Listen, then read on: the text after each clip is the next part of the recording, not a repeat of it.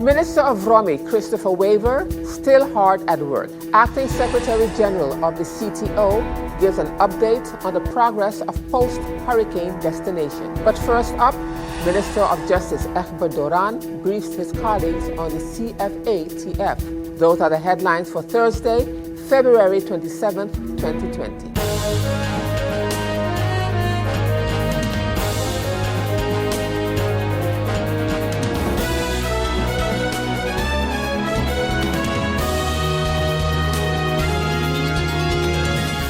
This is SXM Daily News. I'm Valerie Van Putten. Now for the details. In the continuation of the Central Committee meeting of Parliament regarding an update on and the implementation of the CFATF-related laws, which was held on Wednesday, February 26, 2020, Minister of Justice Egbert Doran answered several questions posed to him by his colleagues in Parliament. The minister spoke with regards to the CFATF update. The minister said that he is very much further along and he is ready for a continuation. I believe, and correct me if I'm wrong, MP Samuel was gearing towards a point that I wanted to make actually in the end of my presentation in regards to a public meeting and a vote. These are two separate points because this is the CFATF update and the other meeting is about the penal procedure code that still has to be passed. In relations to that, I took note of the article that was published in the newspaper last week, where a certain, I think it was 5 members of Parliament requested a continuation of the meeting that was never called because I requested a postponement at that time in December, awaiting further details. I mean, we are much further along now, and as I indicated to Parliament as well, I am ready to have that meeting whenever the members of Parliament see fit, along with the Presidium of Parliament. So just for the record, I wanted to state that as well. And I'm now going to the questions that were posed on the 18th. Questions by MP Boncamper. Is there a track changes vision of draft new penal procedure code to see what has been changed in the original? No, there is not. This draft legislation regards a new, modernized, and updated penal procedure code which will replace the existing but very outdated penal procedure code of the former Netherlands Antilles. What does the term een aanwijzing tot een terroristische misdaad mean? This term, aanwijzing tot een terroristische misdrijf, regards the so-called special investigation powers, bijzondere opsporingsbevoegdheden, which are regulated in the 4th book, Title 18. And then there's a whole long explanation there as well. How does the judge handle Aruba? Aruba did not sign the eenvormigheid. Actually, the government of Aruba signed the cooperation agreement for the Uniform Procedural Law of the Netherlands Antilles and Aruba and had committed itself to the Penal Procedure Code of the former Antilles. It was the government of Aruba who set up the Joint Committee on the revision of that Penal Procedure Code. This joint committee was coordinated and led by Professor Hans den Dulder. In 2010, the government of Aruba also signed the new cooperation agreement of Uniform Penal Procedure Law for Aruba, Curaçao, St. Martin. The government of Aruba, however, has committed itself to the draft, to the new Penal Procedure Code, and this draft is now being handled in the Parliament of Aruba. Last January, Professor Den Dulder gave a presentation on the draft new Penal Procedure Code to the members of Parliament of Curaçao. He's done the same in the Parliament of Curaçao in Aruba. He's done the same in the Parliament of Curaçao last year. Den Dulder was and is still willing to do the same in St. Martin.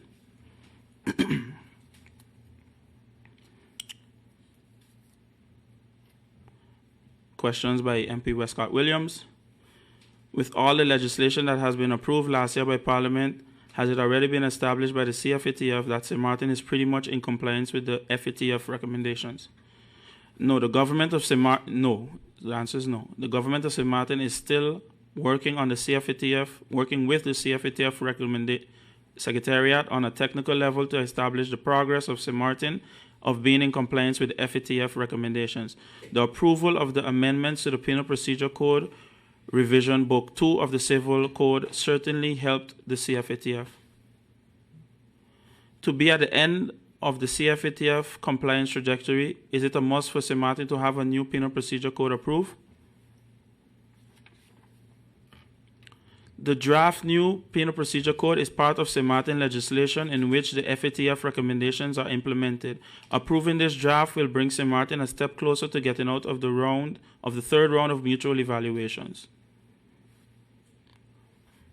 And thus, of the public statement, it must also be noted that the second video conference of the representatives of the CFATF Secretariat inquired on the status of the draft new Penal Procedure Code.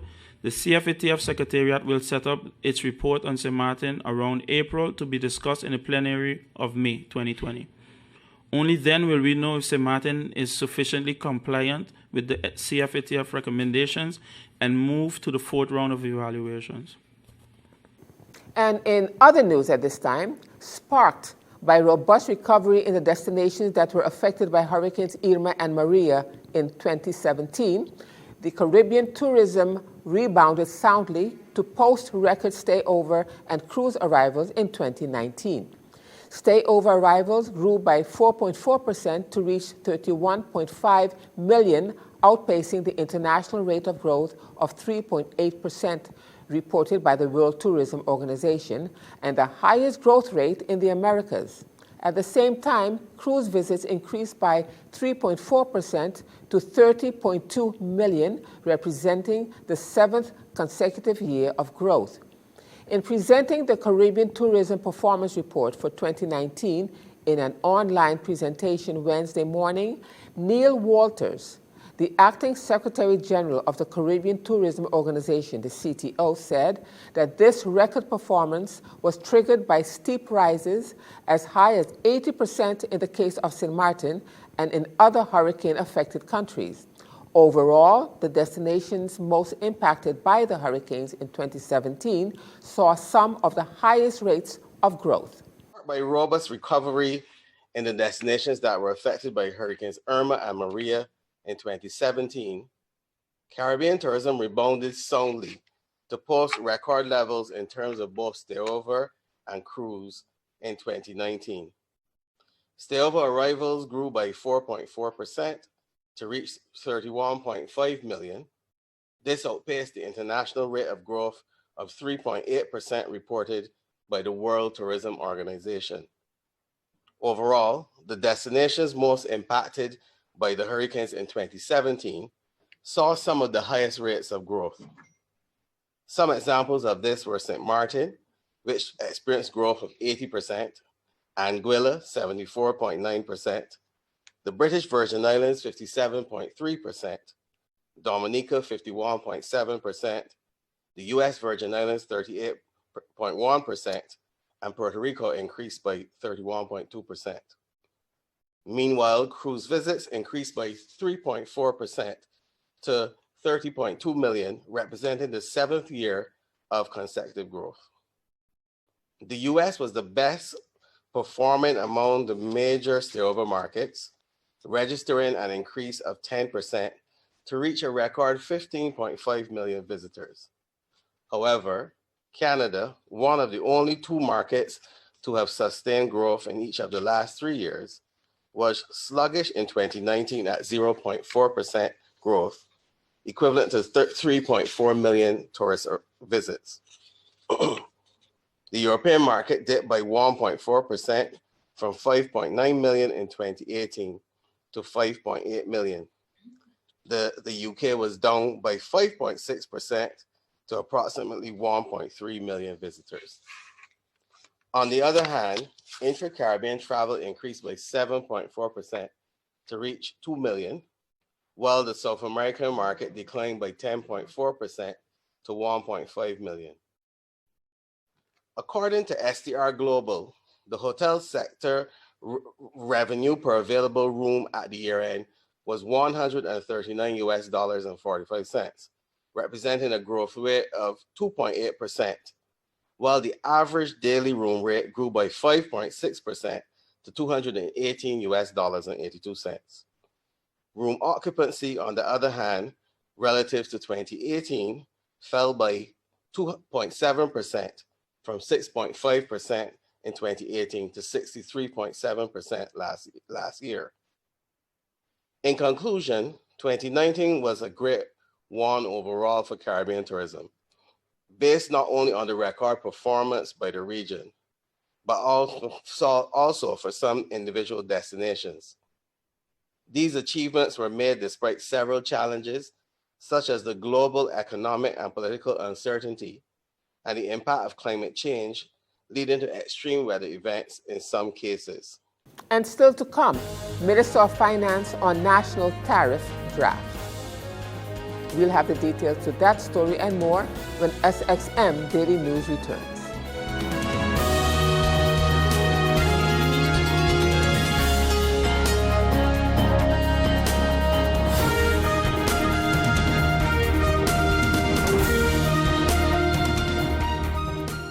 GEBE has been faithfully serving the communities of St. Martin, powering your home and our economy. Come rain or shine, our qualified team of professionals are working hard 24 hours a day to provide you and your family with safe, reliable electricity and water. We use the latest technologies and test our products daily to maintain the highest international standards. Our friendly staff is always there to assist you, whether in person, over the phone, or online. We are committed to constantly improving our products and services, making them more efficient, effective, and environmentally friendly to serve you better today and our next generation of clients tomorrow. GEBE, powering a brighter future. Our friend Megawati is here with tips to save you energy. 1. Turn your airco temperature up. 2. Use a ceiling fan instead. 3. Buy energy-saving products. Save some green with NVGEBE.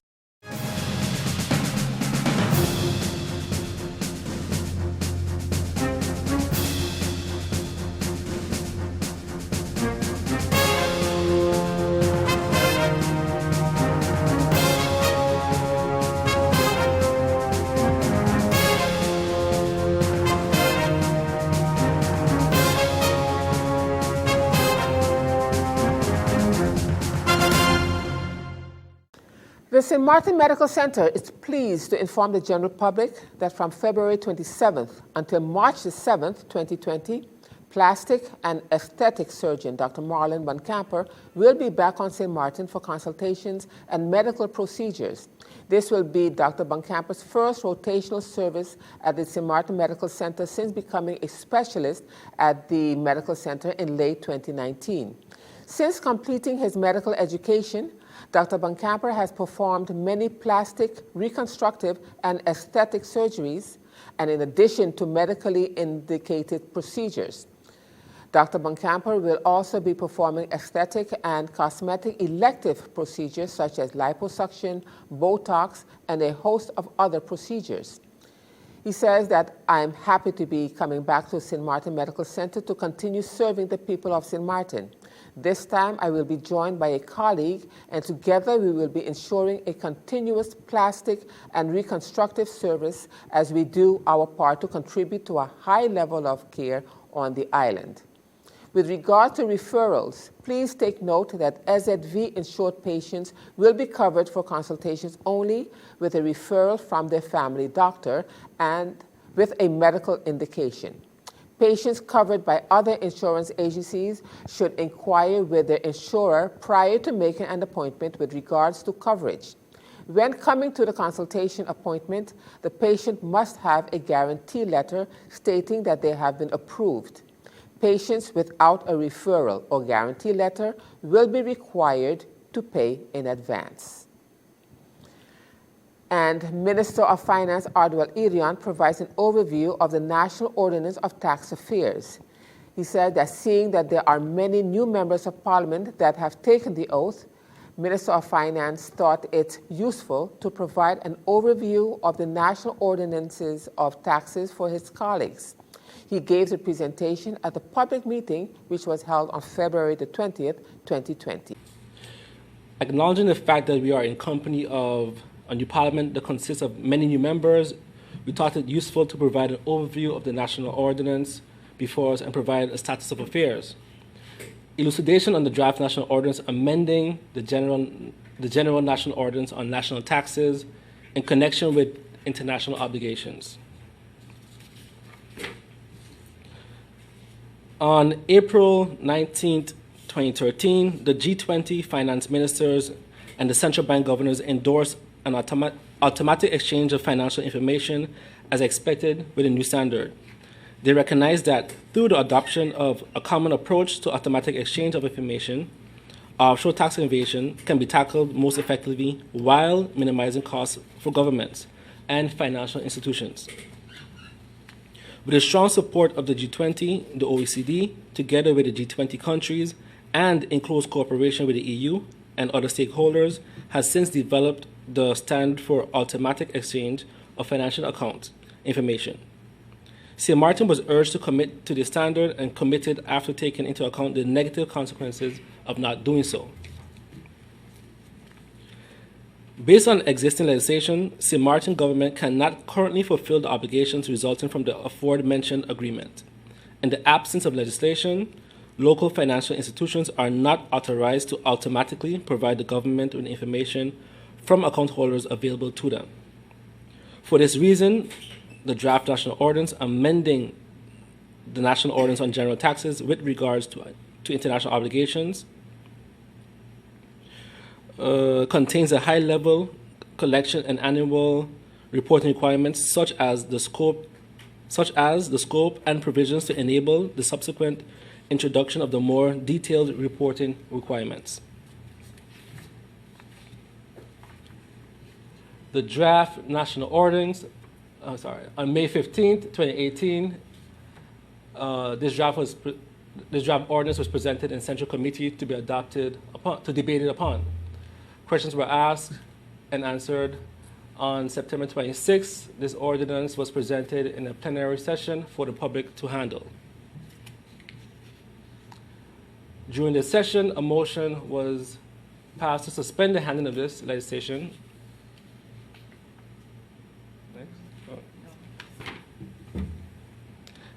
And with assistance of the global, during the session, a motion was passed to the handling of the legislation, and with assistance of the Global Forum of the OECD, was sought to address the Parliament regarding the content, the validity and the urgency and importance of CRS, and the corresponding consequences of non-compliance. The OECD agreed to assist, and on December 11, 2018, Mr. Housden, a representative of the OECD, addressed the Parliament regarding their concerns. Mr. Housden informed Parliament that the OECD Global Forum does not decide what happens to St. Martin in the event that the CRS legislation is not approved by Parliament. The function of the Global Forum is to report the information of the status to the peers, and the peers decide how they interpret this. Besides the peers, the G20 initiative and the EU initiative also decide what they do with this information. According to Mr. Housden, it is already a fact that St. Martin is late, and he advises to get the legislation implemented as soon as possible.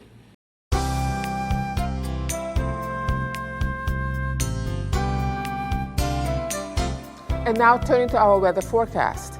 A relatively drier atmosphere has settled over the local region, limiting chances for significant precipitation. However, pockets of low-level clouds drifting in the wind flow may cause brief showers during the forecast period. Moderate sea conditions are expected with waves up to 7 feet. Small craft operators and sea bathers are advised to exercise caution. Now let's turn to your 3-day forecast.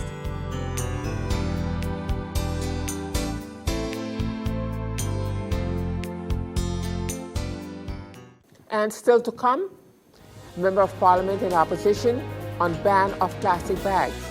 We'll have the details to that story and more when SXM Daily News returns.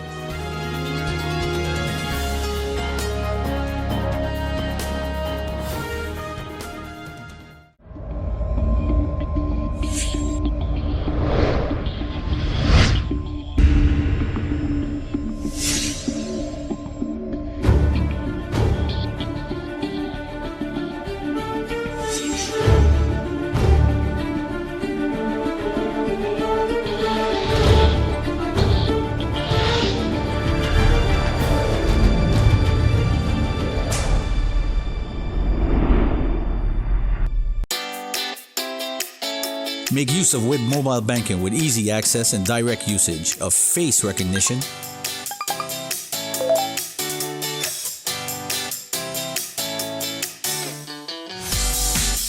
PIN code,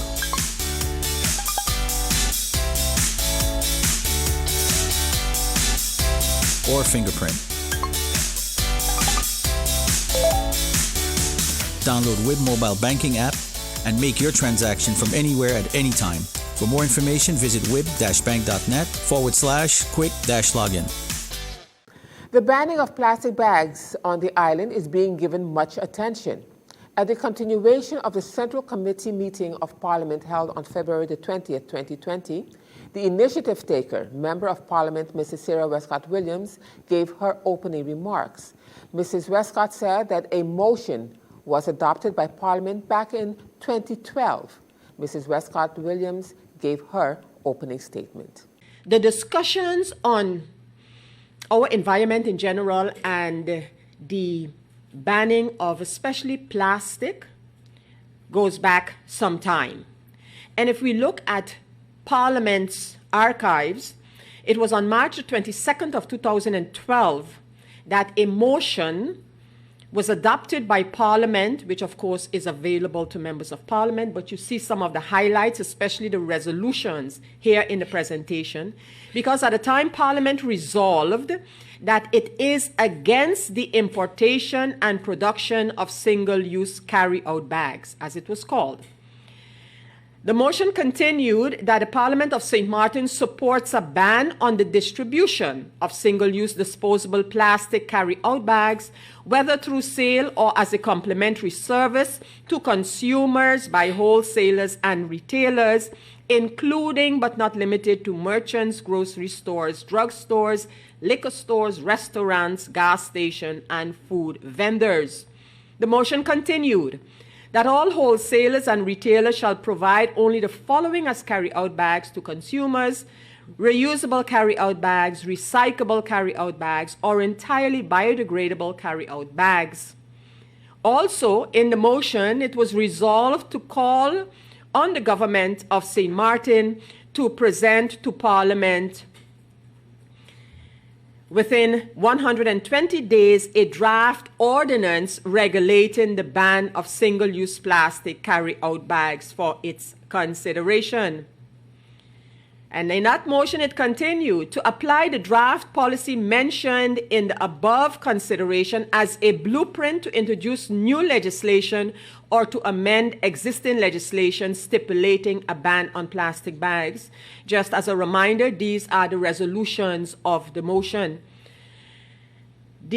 On April the 11th of 2013, a draft initiative law amending the Nature Ordinance to prohibit the import, production, supply, sale, and distribution of single-use plastic bags was submitted to Parliament.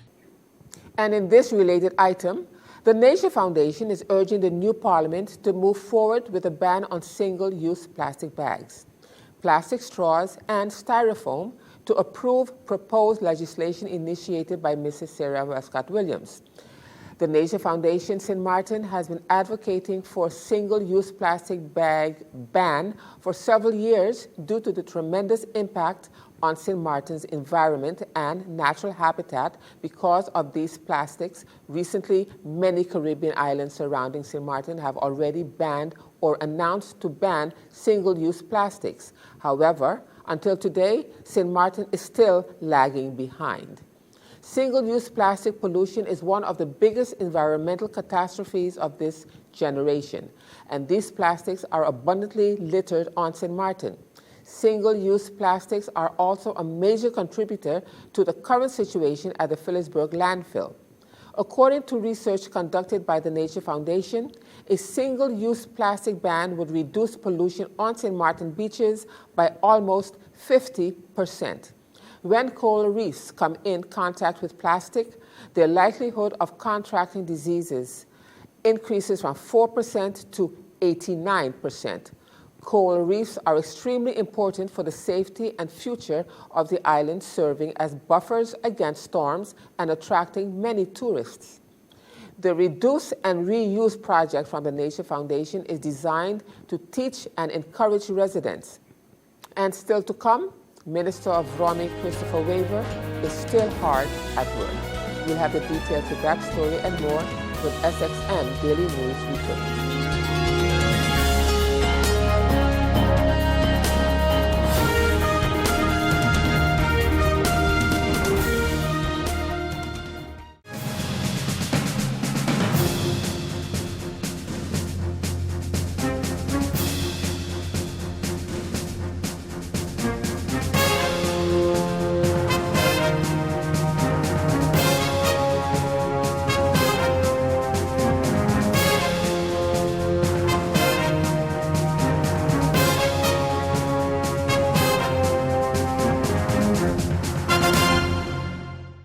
And now continuing with the news. Minister of Romy Christopher Waver is still hard at work. The minister briefed reporters on the placement of more garbage bins on the island. He also updated reporters on the preservation of monuments and the cleanup campaign. He was speaking at the weekly press briefing, which was held on Wednesday, February 26, 2020. Last week, Friday, the Ministry of Romy helped to place 2 garbage bins on the top of the Kobe Hill on the viewpoint. This was long awaited as we received some garbage bins, but we had to wait for the platform to be ready in order to place them. This week we're hoping to place some of those same garbage bins alongside the boardwalk as well. So that will take place either today or tomorrow. Also, in keeping up with what's important to me is preserving our monuments. I ensured that we place some poles alongside the A.C. Wati statue in front of the old government building. This was to prevent the motorists from parking alongside of it, and I consider that a little disrespectful, so based on that, I ensured to have some poles placed there as well to ensure that the statue is upkept. Part of the cleanup campaign, I am also in talks, and the ministry is in talks together with, I don't know if I can say, Coca-Cola Enterprise as well, to place some recycled bins alongside certain areas, certain districts. One of the ones I think it is, but it will be more elaborated this coming week, if not in the beginning of next week, together with Meadowlands as well, where we will place more of the recycled bins alongside. I think there's by Carrefour, there's across Blue Point where it was before, there's by McDonald's, I believe in Dutch Quarter, alongside some other areas in Kobe to spread it out to enhance the recycling in the community as well. The St. Martin Dude is looking for volunteers again to complete over 90 community projects happening on March the 13th and 14th.